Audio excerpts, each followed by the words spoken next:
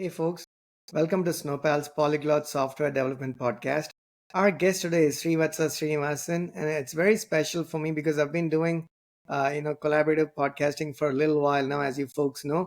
But this is actually the first time that going. I'm going to have a guest who happens to be my college senior. So, Vatsa, I'm super excited to having you on the podcast. And just by way of quick introduction. Vatsa and I go way back. We went to college in India together. Vatsa goes by Sri or Vatsa, but I'm going to just address you as Vatsa. Vatsa has been working in sales and is going to become an entrepreneur very soon. Vatsa, with that said, thank you for taking the time. Yeah, thank you, Krish. Really, after probably 20 plus years, we're getting together in this, I guess, technology format. Um, yeah, my name is Srivatsa, as you say. All my friends started calling me Vatsa, and then here somehow somebody said Sri, and that's how it got stuck. But I go old habits die hard, right? So Vatsa's fine. Awesome. So today's topic, right? The topic we had picked was sales essentially. You've been working on sales, and you mentioned for a fair bit of time, and then you're going to get started with your own business very soon. What I wanted to talk about was, I are we are a small startup. We have a few products that I kind of socialized with you. A few things come naturally to us to some extent, right? Because we've been in the business of engineering. Other things, not so much. Sales is one of them. We've been trying to learn what it means, other than just from a, you kind of understand it from a theoretical standpoint, but not so much when you actually have to go make a sale. What is the process? What it entails? What are the challenges? And why we thought it wouldn't be, for whatever no good reason, we didn't anticipate for it to be as difficult as it turns out it is. So that's kind of the foundation of it. So I want to kind of kick this off with you introducing to us. The audience is predominantly sort of engineers and developers and founders in that space. So some people have some awareness and knowledge of sales, other people don't. So if you could just start from the fundamentals of sales and B2B sales, where would that be? Yeah, actually, a good place to start, knowing the audience, I would say, is you can't take a better example than myself here, and it just turned out that's the case. So my journey into sales um, was quite accidental, and it might seem odd that I'm sitting and saying that after these many years. Uh, but I was like your listeners and most of the people. I was in IT. I was on the technology side, not a programmer, but more on the networking aspect of it. And sales was quite foreign to me at that point in time. Um, to a good extent, maybe I had a lot of uh, experience working with salespeople because at that time when I was working in technology, I used to work for a company called Fannie Mae, and I managed their network. So we have to buy products, and there were e-commerce was not actually happening there. So I would actually interact with a lot of the salespeople who were selling to me, and I had the same question that you're asking me. I was like, I don't know how they do it, right? Why are they putting up with me? Like a lot of those questions, like how do they even, who becomes a salesperson, and why did they become a salesperson? Why are they not technical? In this time and age, I'm not going to answer the question of how I already gave you kind of the precursor of how I came into sales with all those questions. But in this time and era, I think the most fundamental thing that everybody needs to accept is you are selling all the time, right? Whether you know it or not, it might not be the most direct straight direct action that might come out of you to say that I am going to write code because I am an engineer, because that's what an engineer does, right? So it might not seem like that very direct, but the fact that as an engineer, when you're sitting in meetings and you're talking about a particular product feature and how you would go about implementing that particular product feature in a um, team setting, haven't you gotten to a point where you think your idea is better than the other person's? That's a great point you make, because one of the founders I talked to not too long ago mentioned something along these lines, saying, you are making a sale at every point of time in your personal and professional life. When your Yep. child comes in, he or she or they want a PS5, they make a convincing case saying, "What's I here? Dad, I actually deserve this product." And how they convince you, so you end up actually buying it for them, means they made a successful sale at Yeah. that age. Yeah. So even though it's not sale as we would have directly thought about, I completely know what you mean, right? We are Exactly. performing the act of selling, whether you're impressing a feature on a product manager or the product manager is impressing a feature on an engineer or a developer or an architect. There is that transaction of sale happening. That's what you're alluding to, That right? is exactly what it is.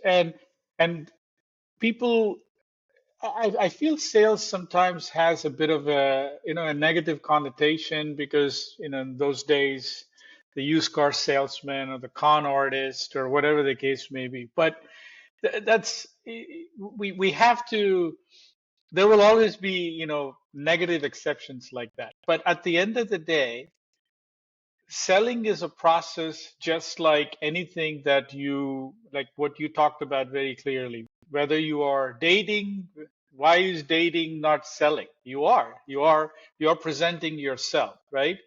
Well, when you go and talk to just strangers for whatever may be the reason, right? That you want to put your point across, get your point across. How do you do that? That is selling, right? You want to say that I am right. Now, where it gets interesting is why it is different when a child comes to you and says, "Dad, I want to get a PS5 or a PS7 for Christmas," and he is actually selling. Where it actually gets interesting, where people feel a little bit uh, afraid about selling or don't want to sell or don't go down that path, is that fear of rejection. But that fear of rejection is there, whether you call it sales or not. The fear of rejection is there anywhere. As human beings, we don't like to be rejected. We want to be embraced, right? Nobody wants to, hey, I made this. No, I don't like this. I like, Coca-Cola. No, I like Pepsi. Nobody wants to be told that whatever I just said, I am not liking that. That you need to get over. And it's actually not a very, we actually give it a lot of importance. Actually, it's not that much of a stigma that we can that one can overly overcome. One can easily overcome. So my my summary kind of to your question is, number one, you're always selling. So just know that. Like how just take a step back, and whoever you are you an artist, are you an engineer, are you a restaurant owner, or you're just standing in the Chipotle station, just taking orders. Yeah, in that case, you're an order taker.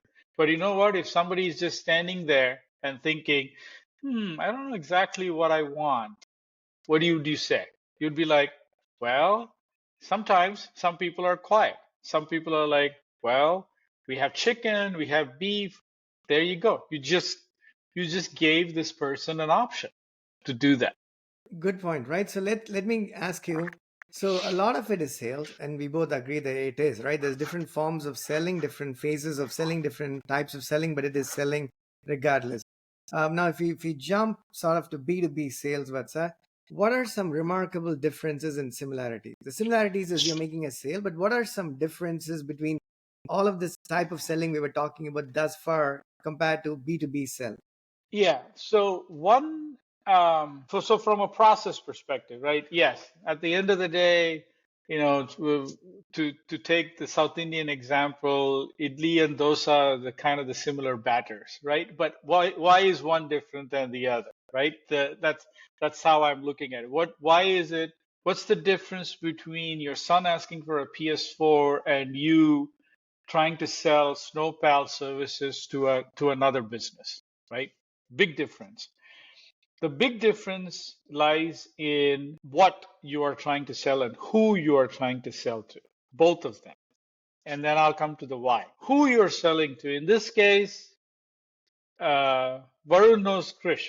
Dad, my son, okay, everybody knows everybody, right? So, but in the other case, you don't know that person, you don't know that business. So, what do?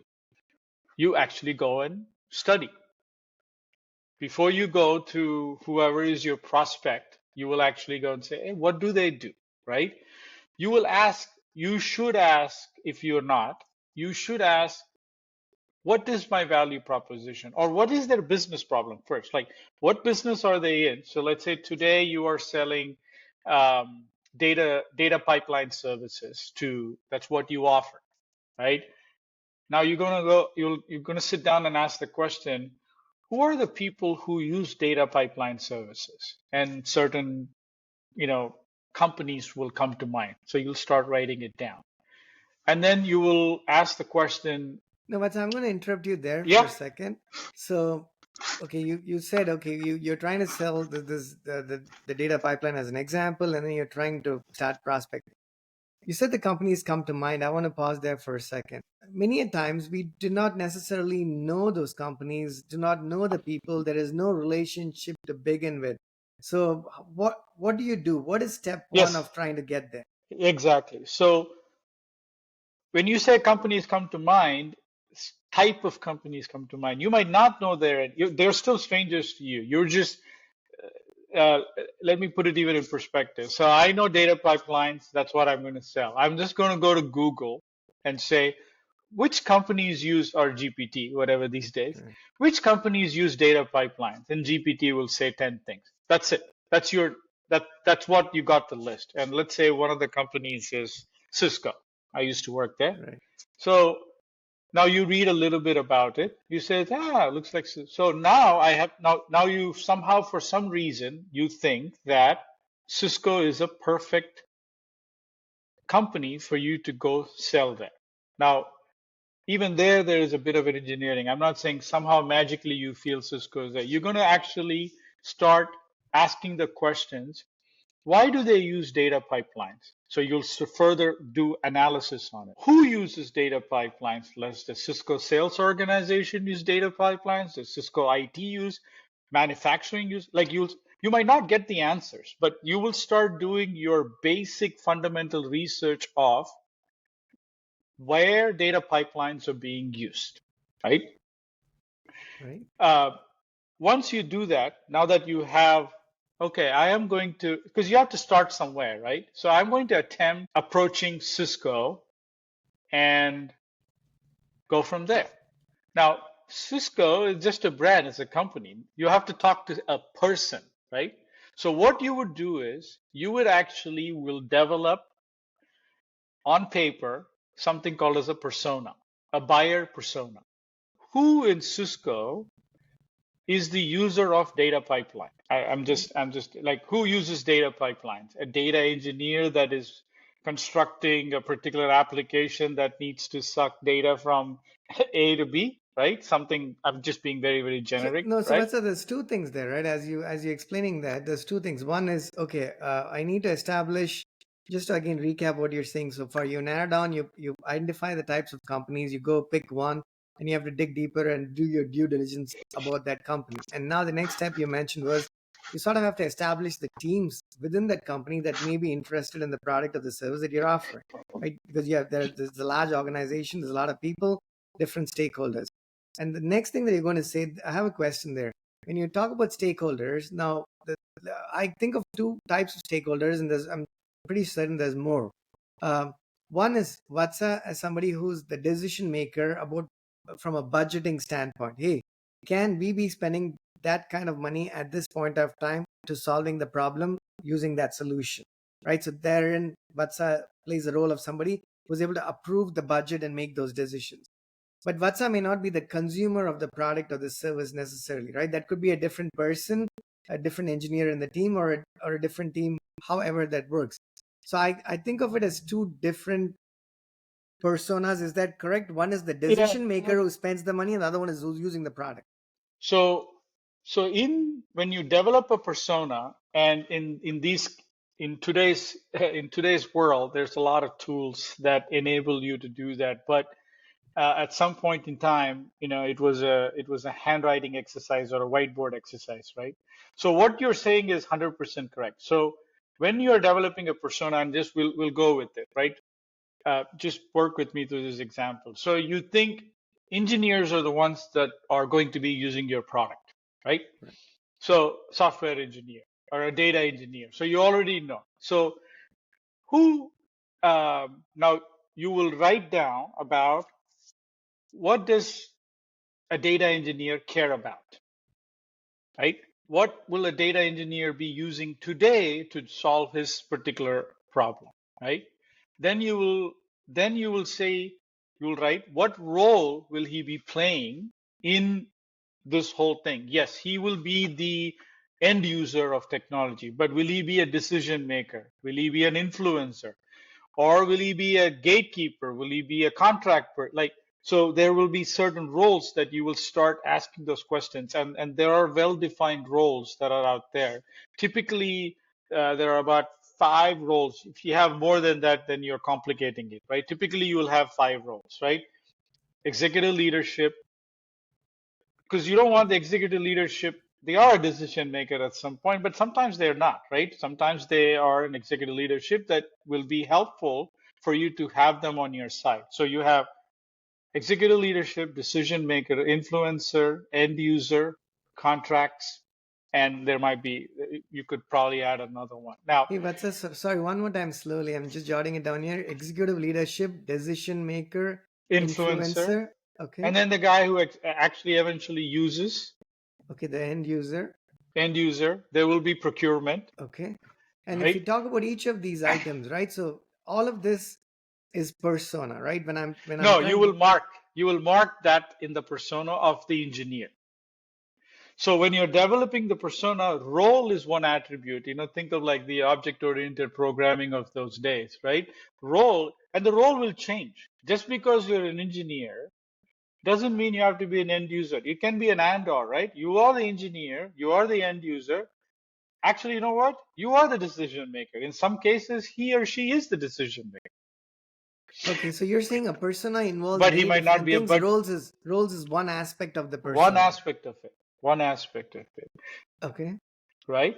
So you will, and it depends where you want to, where you're going to start. So you will develop who's your ideal persona. Your ideal persona is if your end user had the budget and is the decision maker and could move all of the contracting and procurement. That's perfect for you, right? Because then that one person is the one that you need to convince. So that would be the ICP as they call it, I believe, right? The ideal customer The profile, I ideal presume. customer profile or ideal customer persona. That's correct.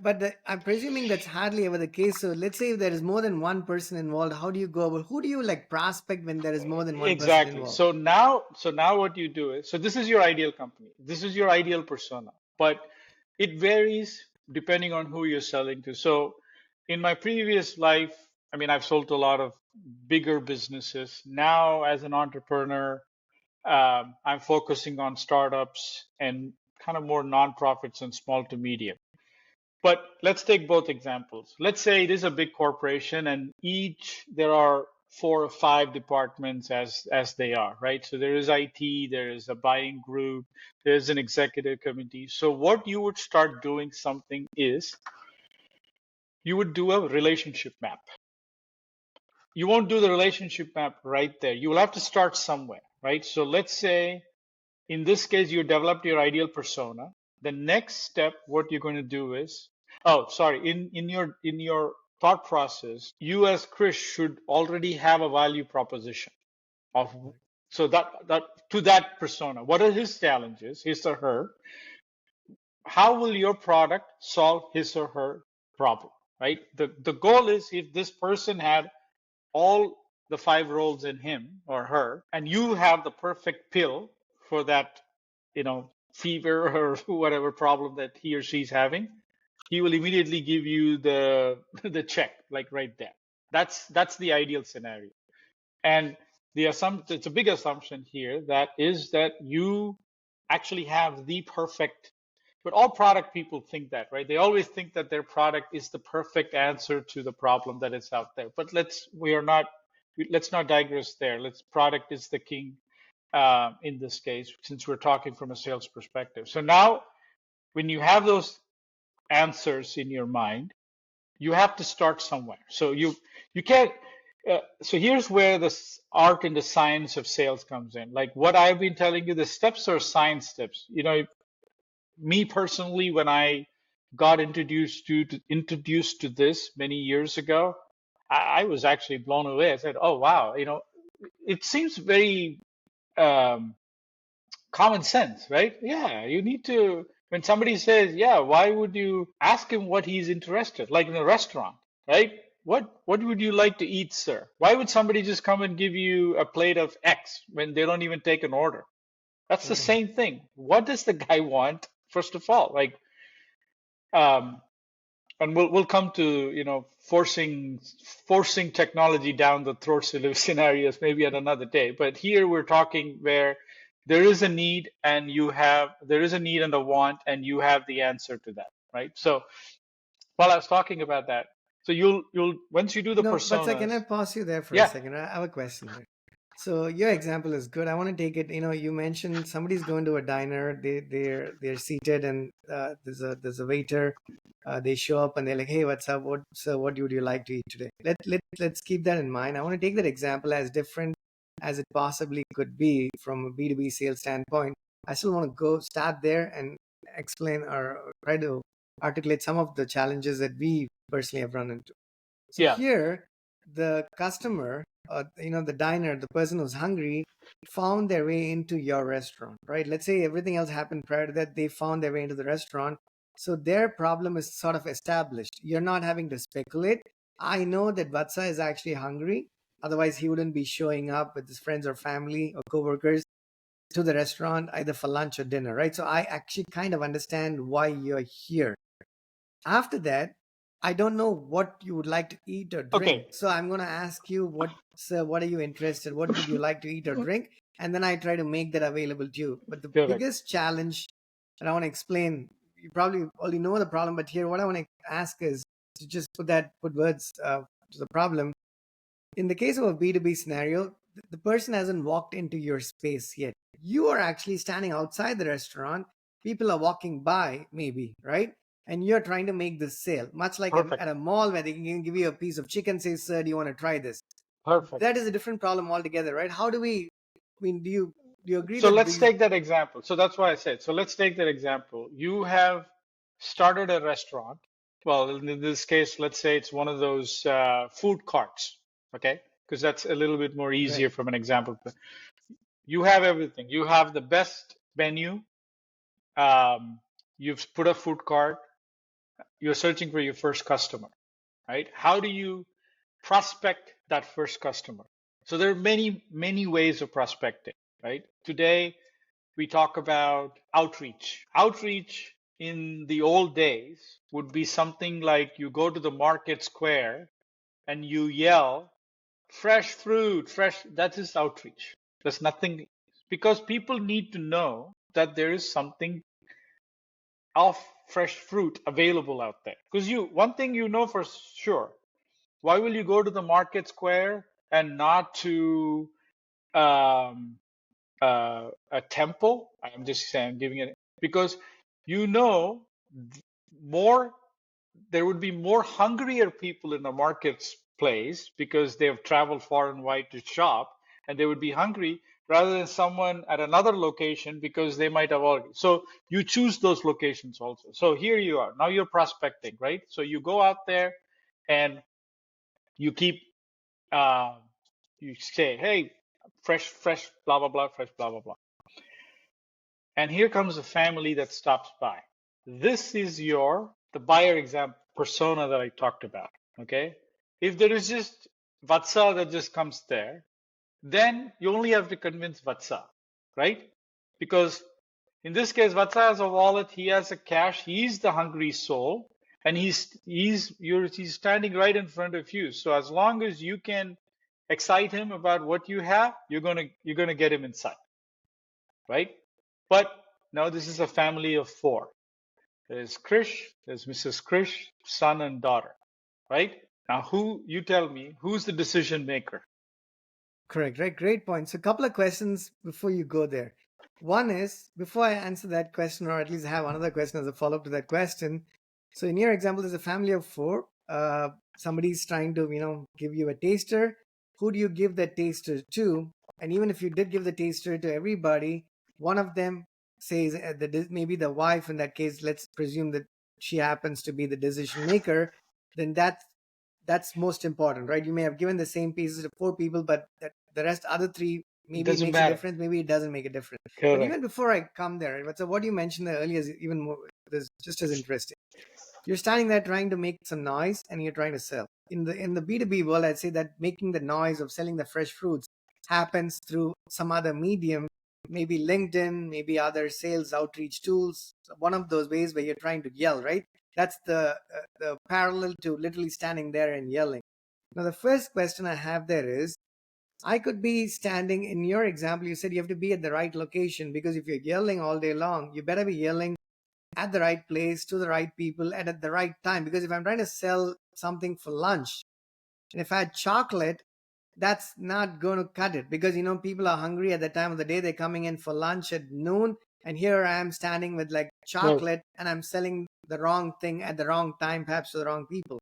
Right. How do we determine that? In other words, taking this example and taking it to B2B, what are some platforms? LinkedIn comes to mind. What are some platforms that you could share that you think might work? Before we even go to like today, uh, today the world is a little bit a lot different. But today, as an entrepreneur, if you were to start, there's there's a large there's one word, but it encompasses a large thing.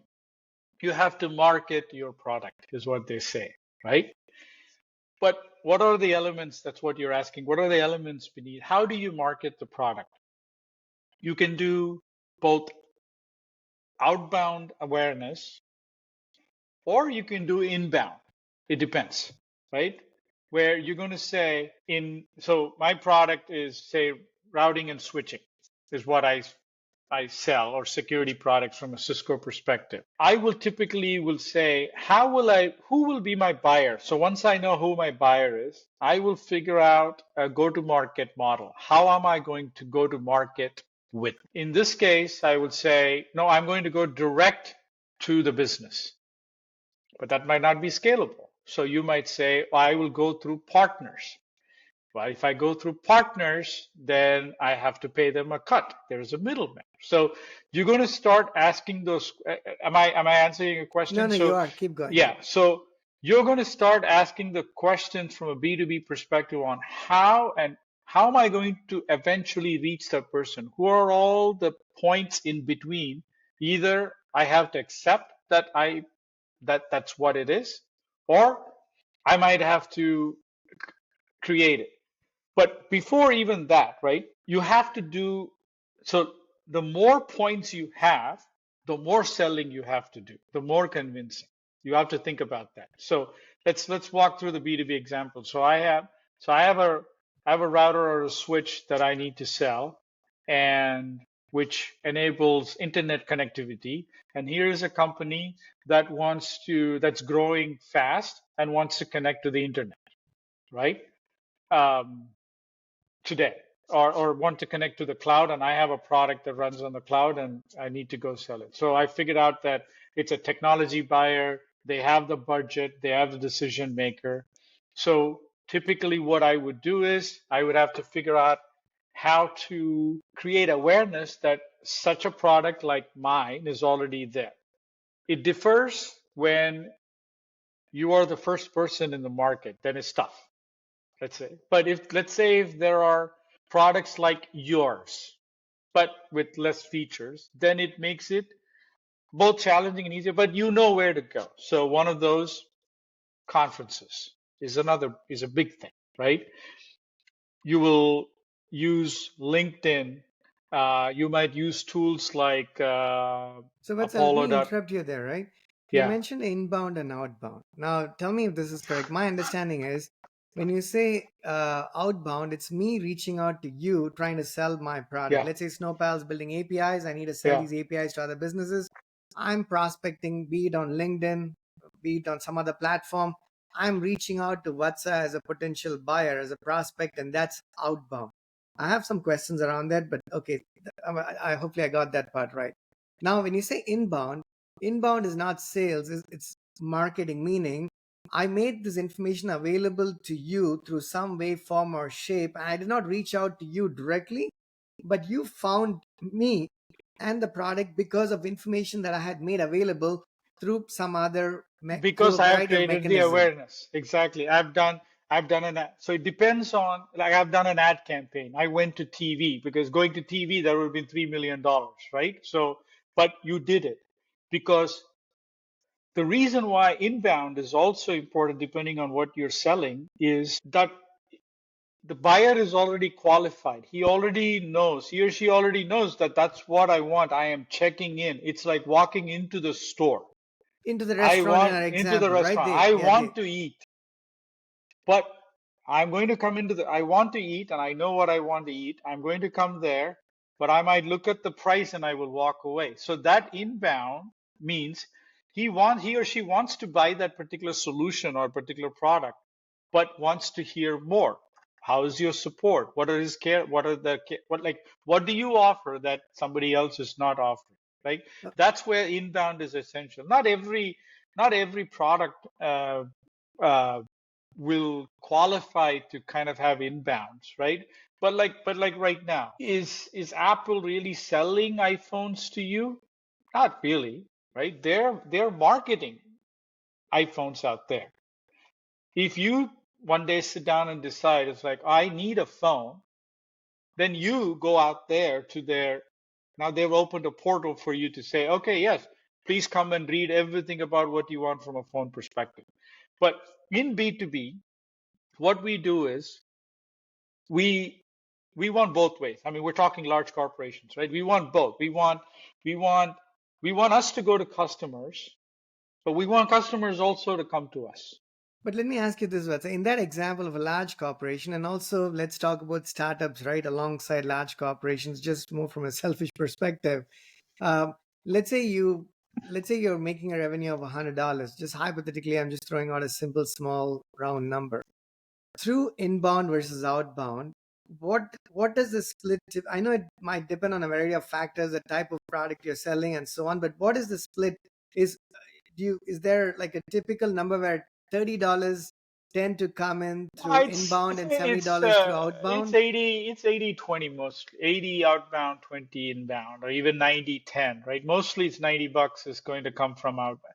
It's No, wait, that's a the sorry. That's a very important number. Even if it's a ballpark, you're saying it's 80 or 90% of it comes through outbound or inbound. outbound because depending on business, but I don't want to, I hate when people say that answer is depends, but I'm going to take a Yeah. stance with an example when, because that's where the high value, what will you be doing from an outbound is high value selling, right?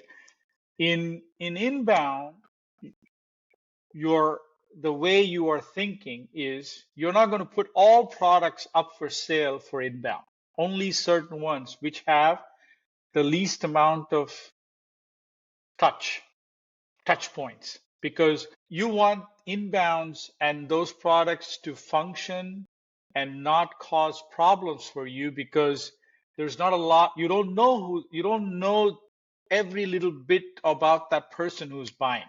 But in outbound, you know that because you know the company, you know the buyer, the sale, the the value of the sale is also high. Plus, there is a lot more that you can accelerate with that person. Number two, we're talking product. The bigger thing is services. You can sell services to them because services is a high margin business.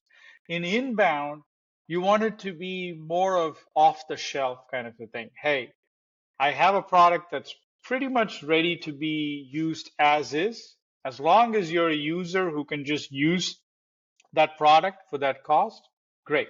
You will not be selling um, configurable items, highly configurable items from an inbound perspective because it causes problems.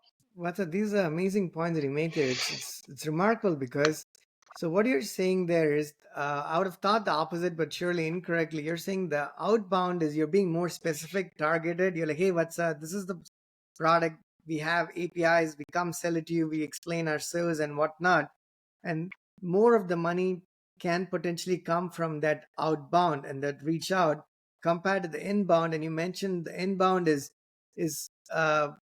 can I look at that as a bait? You took the example of Apple, but let's say Apple, if you said Apple is not trying to reach out to each consumer to have them buy a phone, but you are aware of it through their product, through their history, through their marketing. So you go reach out to Apple, go to the store, go online and buy an iPhone because that's what you're looking for, and that was the inbound that you that's what happened through the inbound. But when that happens, perhaps they have a way to upsell or sell you a Vision Pro that you had not reached out to You had them. Is not that thought sort of what about. happens? Yes, absolutely. But see, inbound, I always use this example in my head. I don't know how, for me, it seems right, but I'll share it. Maybe people, if they see the podcast, will comment on it. Let's say a scenario. If if you have the right product and you're available in all the right places and you have the right users always knocking on your door and the product has the right price and it does not have any problems, that's a sweet, right? Right. That's the sweetest spot, right? But does it happen? You don't need a sales team, you don't need a marketing person because the somehow the product is perfect, somehow they know the product is available here, and you have a store everywhere there is a potential customer, you have that product available. So you don't have, and supply, somehow you have that awesome supply. So if you have that, then why would we even go shopping? Because things will just be readily available. Inbound would be the best, right? We would invest the least amount of money from an ops perspective and make the highest amount of margin. But it doesn't happen. But there are certain businesses, and you can find out, that are doing some great inbound stuff. When they hit that inbound, what I would call it as the utopia, that's the best. But even in inbound, I'll say, just a question. Let's say the users stop coming. Your product is the same, everything is the same, you have everywhere. Suddenly the users stop coming. What will you do? You're going to say the users stop coming. And if you ask me the question, why did they stop coming? I don't know. See, you don't know your customer. See, that's a danger there in inbound. You don't know the customer. So I would rather have an outbound where I know, uh, it's not about inbound or outbound. The question is, I want to know the customer. I want to develop a relationship. That is what in B2B, the biggest value is relationship building along with providing that value. Value you have to provide, but then there is relationship. Because after a certain point, if I could say this to a product person, 20 features here, 22 features there, right? Maybe you use Yeah. 10 of No, that. no. You mentioned relationship building there. Like, well, that's a very important point. I want Yeah. to ask a few things there. So when in the case of the hungry family, right, or the family that may or may not have been hungry, but they're walking by at the mall and you're trying to make a sale to them and have them come to your restaurant, you do not know if they're hungry, but you're just taking a stab at it, right? You're trying to prospect to n number of people and hope that somebody sticks in terms of one of those people or some percentage of them are hungry. Now, one of the questions I had there was the difference between very targeted outbound, meaning doing up a lot of research and digging about Vatsa, what is Vatsa's background, what is Vatsa working on, might he be interested in, and all of those types of things, and then reaching out to Vatsa means takes a fairly it's a laborious process, takes a lot of time, and you may or may not have that number of sales engineers to do the job, right? So that's targeted. The other approach is send it to everybody that's called Vatsa, hypothetically. that Right. does not matter if they are actually in the business of buying what you're selling. Yeah. Cast a wide net and sell it. Now, Yeah. again, this is two ends of a spectrum. Each one has its pros and cons, but in your experience, what works better? What would you recommend? So selfishly speaking, you do both because you will go wherever there is money, right? But the answer to your question is what is the like not ROI, but ROI is much bigger word. But if you were to put an hour of investment, what is that return that you're going to get? Or the better way of looking at it is in this family of four example. So let's say the family of four came, you gave them a taster, they liked it, came in, they ordered, they left. Great experience, nothing. But that was just a transaction. Versus if you or whoever is in your staff or whoever was trained to connect with them, build a relationship, talk to the kid, right? What they will walk away is, oh, we had a great experience in this restaurant. Yes, the transaction did happen, but we have a great experience in this restaurant because of that guy connected with me in a few different ways. I'm going to come back with a larger group. Important point, right? So But Vatsa, you're talking you, relationship there, right? But before we go there, I want to ask about the volume of being able to reach out. In other words, do I yeah. reach out to fewer people or to a large number of people? So if you have infinite dollars, you will today's world, you will send. Let's say today you're sending Snowpal. You will send an email, a phone call, a text message, a WhatsApp message, a TV ad, everything possible, right? You will create awareness as if there is no, like billboards in Times Square, everywhere. If you had unlimited of money, like what you said, let's just say your product is built for Srivatsa Srinivasan. So you will look at the Rolodex and find every Srivatsa Srinivasan in the world and hit him with everything that you can, right? But you Right. cannot do that. You will not do that. So you'll have to choose your poison. So what you would do is you will do something called as market segmentation. So you will figure out which market I'm going to go after. In this case, which Srivatsa Srinivasan am I going to go after? Okay, I'm based in the US. Let's start here in the US. Well, I'm in Northern Virginia. Well, you know what? I don't have if I reach out, if I create awareness in California and Srivatsa Srinivasan says, "Oh, Krish, absolutely, I would love to talk to you." Well, Krish, you might not have salesperson there, so you'll have to fly there. So you're gonna look at, I won't call it constraints, but you're gonna look at the available resources that you have to figure out how wide you're going to do outbound. In B2B, what typically a large company, in this case Cisco or Oracle, they do a lot of outbounds, right? First of all, they do outbounds from an ad perspective. You've seen the Oracle ads. Their website is loaded with information, right? They do a lot of sponsorship events. In this case, they have a lot of partners, so they have they've trained people to be on the technology, so they become their own. So if you're trained in Oracle and your whole life is on Oracle, why will you go to, I don't know, another Right. database, right? So you're winning people over. So it depends. So now as a startup, coming back to a startup situation, because I am advising to one right now, you will have to start with what is within your budget. What is what can you say is like, okay, I'm going to use this much amount of effort and I'm going to try. So the kiss simple is the kiss simple. Keep it simple and stupid. If if I were if I were me looking to go to a restaurant, where will I go and look for reviews? Oh, whatever site you Yelp. Okay, Yelp is where I go to a restaurant. So if your startup is towards restaurant, you will go and figure out how to communicate on Yelp. Couple of things there, right? You mentioned, if you had infinite amount of money, you'd start at the New York Times Square billboard to everything under the sun that's possible, but that's just not how life works. Even for large companies, there is still a budget, but the smaller the organization, the budget gets tighter and tighter and smaller and smaller. But ignoring that for a moment, right, Vatsa, let's pretend that you had that money, at least not infinite, but to the extent that you possibly needed at that point of time. My broader question that I want to ask is, casting a wide net. By virtue of doing that, let's say you have 10 engineers, sales engineers, but let's talk about the perspective of one sales engineer. One sales engineer trying to use tools, email mass reach out tools, like hundreds of emails a day and whatnot.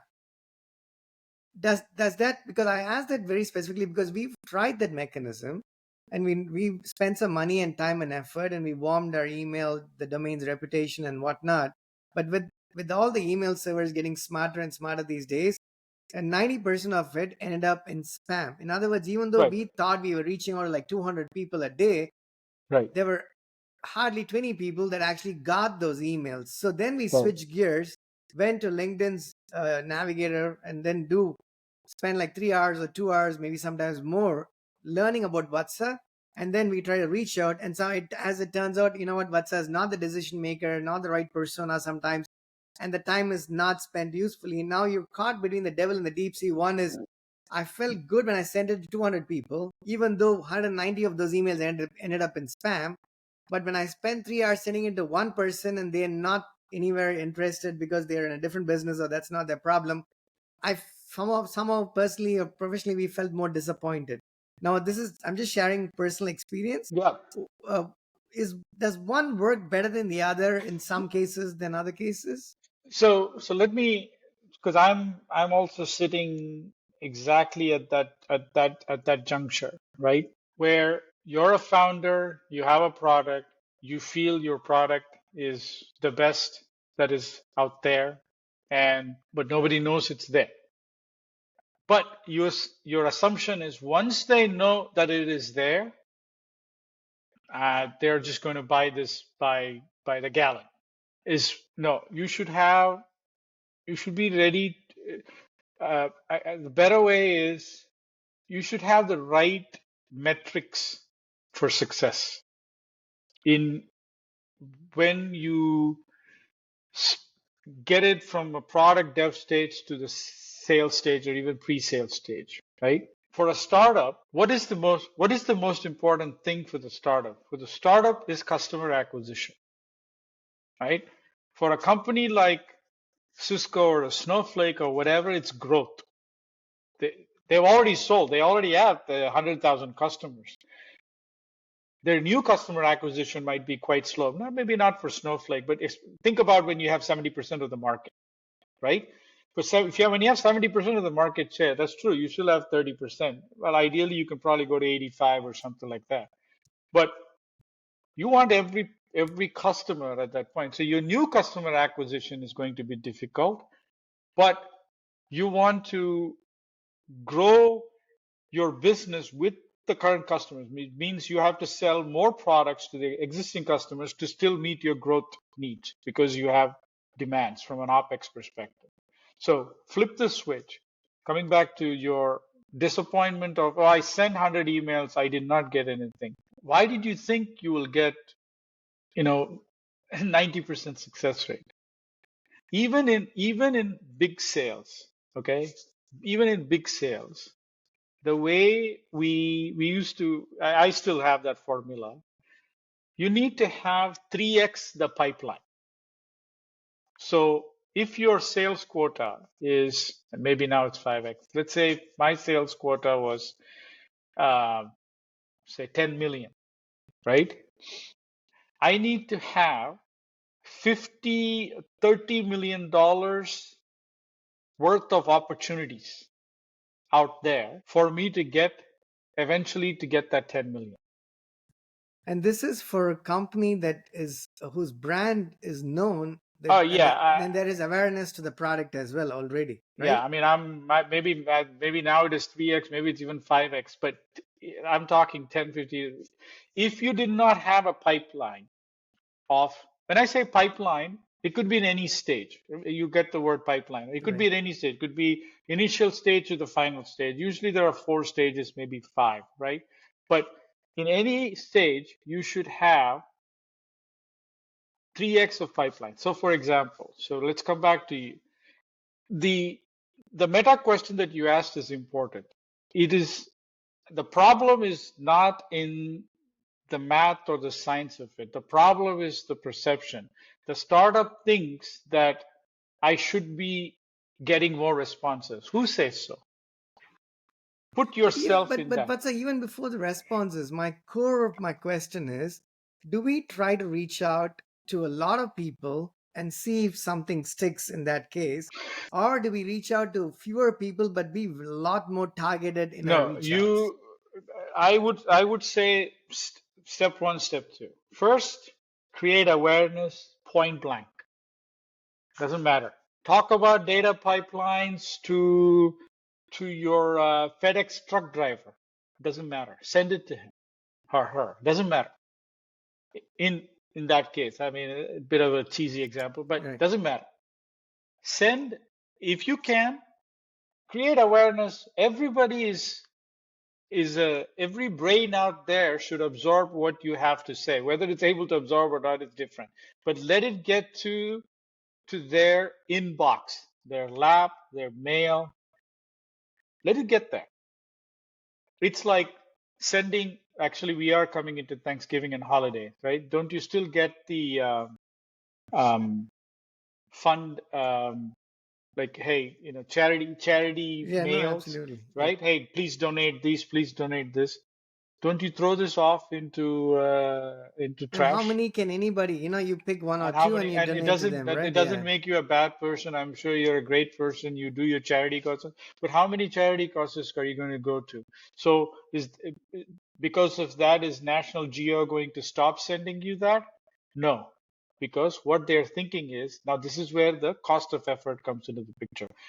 If I've sent 10 post messages to Krish, which cost me $1 each every year, so 10 years have gone by. 11th year, Krish wrote me $100 check. And that's the relationship that you mentioned earlier, right? Where you build the relationship and have, even if they didn't end up eating at your restaurant at that point of time for that lunch, that dinner, down the road, they will probably have that meal, perhaps by themselves or with a group of people, because right? Which because is, I'm creating what I'm calling it as I'm creating a pipeline. Today, Krish my might not be ready to buy, but you know what? He is a data pipeline user. At some point in time, there will be a change event that will happen. If you're not even in line, how can you get the ticket? no, That's no, what it is. You absolutely. have to be in line. So for me to be in line, Krish has to invite me. So Krish will say, it's like, hey, I was at this conference how many times have you heard? I was in this conference 3 years ago. I saw you guys, but we were doing something, blah, blah, blah. But can you come and talk to us about what has been happening? How many times have you heard that? No, no, absolutely, right? So Yeah. building And that what relationship is, when it makes you happy, right? I was like, oh my God, thank God we went to that conference. Yeah. But if you sit here and say, why should I go to that conference? It's a fair question, right? What I'm saying is get your expectations right. And I don't want to go into the philosophy of things but because just in a the time capitalist check. I know world, you have a stop right yes, in I 2 minutes. do have yeah, maybe once I get a phone call I can skip it and then I'll finish it off. But Okay, go ahead. so we can, Yeah. just to get to the closure, to just respect your time. I think we scratched the surface of a lot of these things that you shared with us, right? With sales and B2B and those items, and you mentioned, educated us about inbound, outbound relationships, the pipeline, the fear of rejection, the buyer persona, the ideal customer profile, trying to narrow down the companies by way of prospecting, establishing the teams that may be interested in whatever it is that you're selling. So there's a number of things we touched upon. Of course, you have to dig deeper. My hope is, we sort of continue the conversation, right, as we get into more of this, as we progress through. I'm more than happy to because I mentioned that I'm going to become an entrepreneur. My entrepreneurship is going to be around this, is to become a fractional salesperson, not advising, helping startups and SMBs and even nonprofits to grow. So, and these are important questions. We think that we already know the answer, but some of the answers are common sense questions that we just forgot to ask. That's all. And setting wrong expectations ourselves, because this one last point, all of this is said as Sri is great, because when you're in sales, you have something called as a quota, right? There's a weekly quota, monthly quota. All of this is great, but if you don't hit the quota, it doesn't matter. Again, I'll repeat it.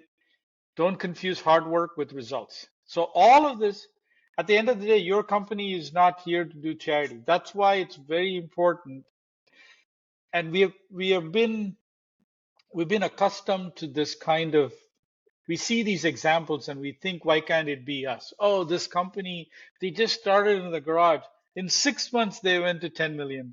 This company, they started, yeah, they did, they did something right, they did something wrong, and then immediately we go and try to mimic it. Oh, those guys went with Apollo.io and they sent hundreds and thousands of WhatsApp messages.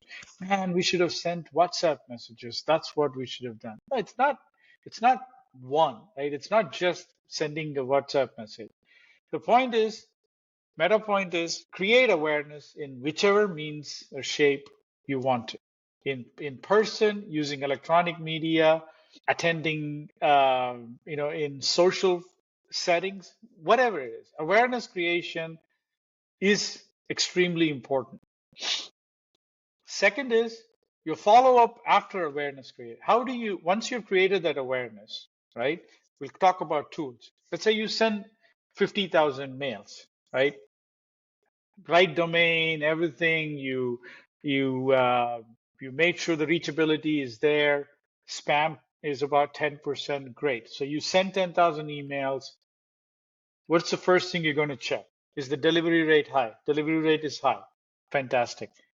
What about the open rate? Open rate is also pretty decent. Let's say open rate is about, what do you think, if you send 100 emails, what do you think is the open rate? What's a Great, good open rate? great question. I'll tell you the answer to before we did and after we did this. But before we send those initial emails out, we without any numbers necessarily, right? I was like, you know what? Given all the due diligence we've done, the deliverability should be about like 95, 97%, meaning only 3 out of 100 people wouldn't get the emails.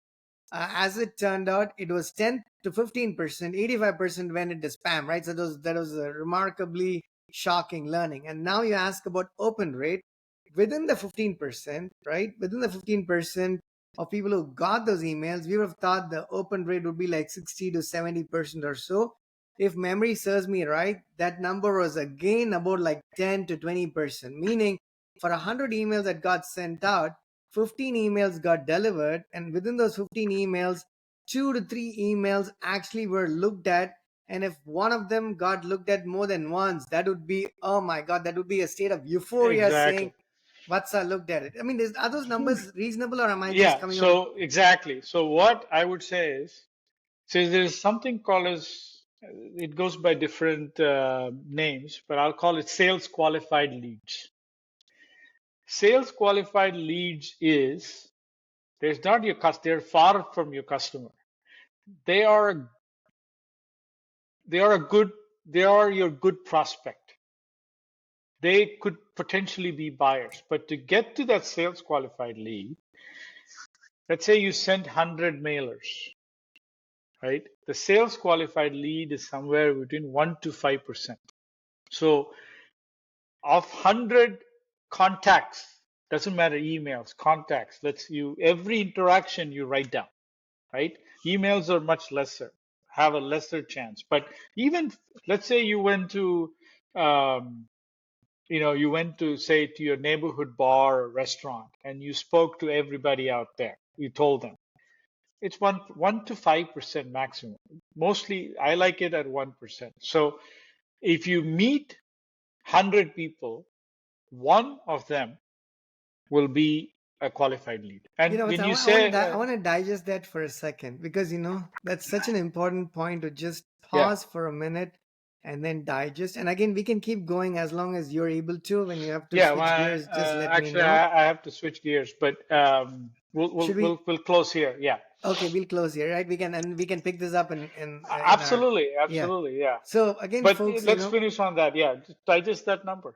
That's my that's Sri's number. I don't need no, to that ask the Sri's number is statistician. actually quite on this Yeah, mark there, because it's good to hear from somebody who's done this for a bit and knows what they're doing, because as somebody who hasn't done this long enough and doesn't exactly know many things about sales, when I came down to the math and the engineering side of things, when I got these numbers, I was like, either I'm looking at them wrong, or we are doing it wrong, or perhaps this is the reality of life.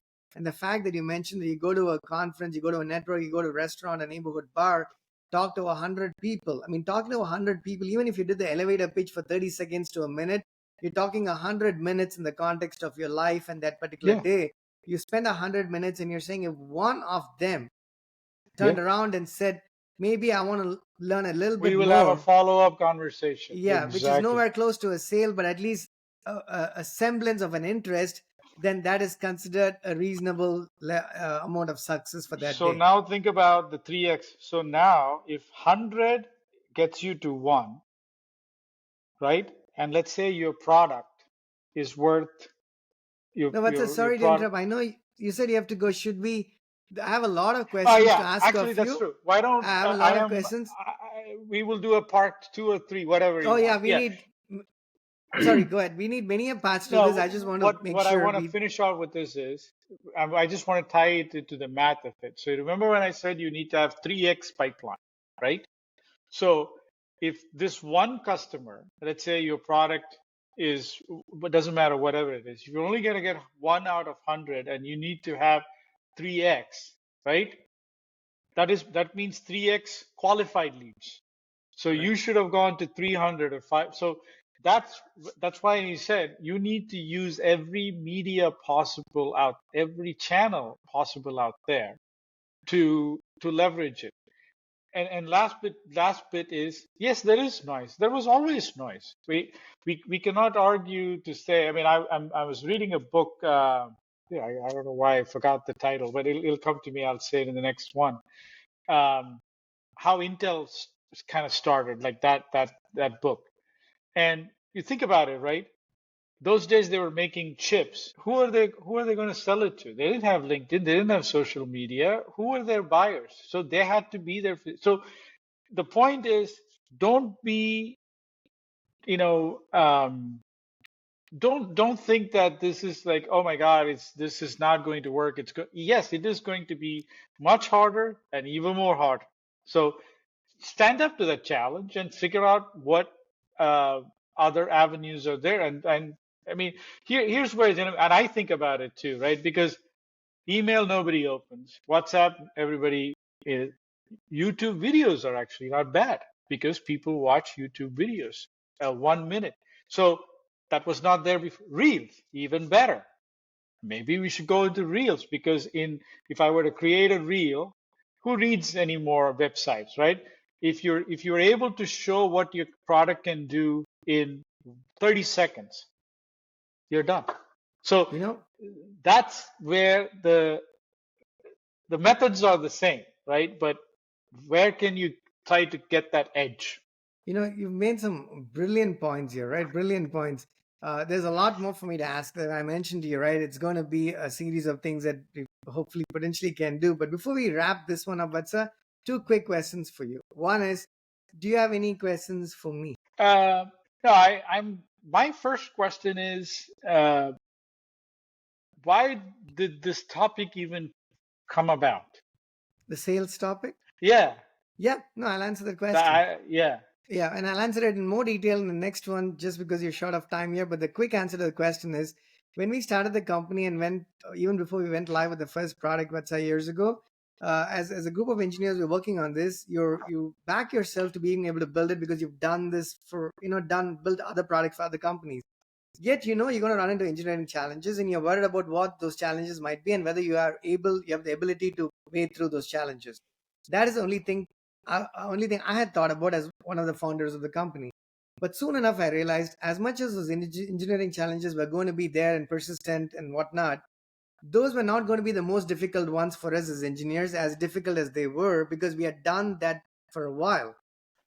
Things that we didn't expect for it to be challenges, sales was one of them. And as it turned out, when we started doing it and how we started doing it and all the mistakes we've done and continue to do, made me and us realize that, there are so many things to making a company and a business successful.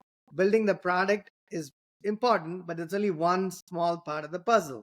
It's not good enough that you have a product. There's so many other things that have to come into play, and every role in the organization is just as important as a developer, if not more important, because as a developer who gets started with building a company, you have this wrong misconception that, what, this is the most difficult thing to do and this is the most important thing to do. If Yeah. we can do this, we are good to go. And very soon we realized neither was that the most difficult thing to do, as difficult as it was, nor was it the most important thing to do, as important as it was. And then sales is one of those things where, what, you can have the most beautiful piece of tasty cake sitting in your house, in your kitchen, unless you find a way to take it out there and put it out so other people can see that Black Forest. Nobody's ever going to buy that Black Forest, right? So No, agree on that that. was essentially, does that make sense? That is Yeah. essentially No, the I'm reasoning. seeing, that is why I'm starting this entrepreneurship journey start of 2025, because sincerely feel today we have so many intelligent minds that have, I'm going to say, a value add, a solution to the problems that are out there, and even some of the problems that we haven't even thought about. But what they are missing is in that busy life is, well, how do we get this to our customers, right? And who are our customers? Like that, those questions, the same intelligence minds can think about it, but they have other things to think of. So this is why they were like, oh my God, I would like to take a approach on how do we start sales, right? In the flip side, I'm going to say, I've been lucky, knock on wood, that I lived the IT side and then I came into sales. So I've been a buyer and I've been a seller. So I've seen both sides, and for a pretty good amount of last year, I was thinking, what am I going to do? I just only know sales. I wish I knew AWS, Lambda, blah, blah, blah, all of that stuff. But then I found out after some amount of thinking, this is the value that I can add, that I can collaborate with super intelligent minds and, just bring some basic structure into what you think is a mystery. So the Absolutely. engineers understand that. And I, as an engineer, understand that. If there was no science in sales, I would be lost. And I feel there is a lot of science in sales. It's not just put on your suit and your white teeth and slick hair. I wouldn't be a salesperson No, sitting no, here. that's, beautifully said, right? That is my first Uh, question. The second question, which I ask of all of my guests is, what is your comfort food? What do you like to eat? What is your most favorite thing that you like to eat? I mean, my favorite thing is sushi, I would say. Uh, but comfort food will be anything simple. Indian food will be like if I'm not feeling well or something like that, okay, like No, I let's say would you're just feeling very well and you positive and you're stoked and you want to eat this dish. What is that dish? that will be dal and roti. Okay, so Yeah, like dal tadka. dal tadka and a couple of rotis. I would be happy. I don't know if I'm Maybe a glass disappointed, of but I was buttermilk or something I like was that. expecting to hear a dosa and idli, a vada, or one of those South Indian Yeah, I mean, dishes. I don't mind. I don't mind the South. I mean, I cannot. It's not, I'm not going to say no to South Indian, but the reason why I'm saying that is it to me it's like it's easy to cook also, right? It's easy to get.